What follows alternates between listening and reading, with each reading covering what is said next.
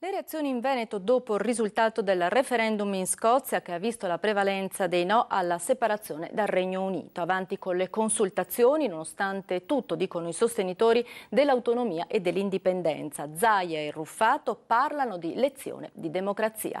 Angelo Pangrazio e Marco Madini.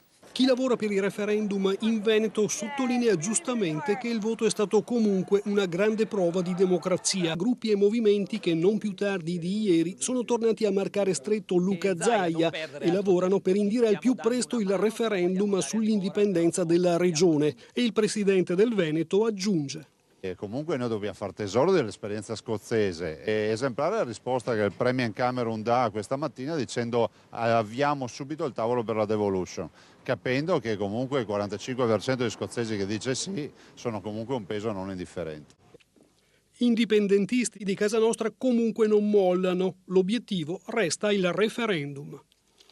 La legge 16 è attiva nonostante la contestazione da parte del governo e questo quindi ci consente e consente soprattutto alla Regione, alla Giunta regionale di andare avanti con le tappe previste.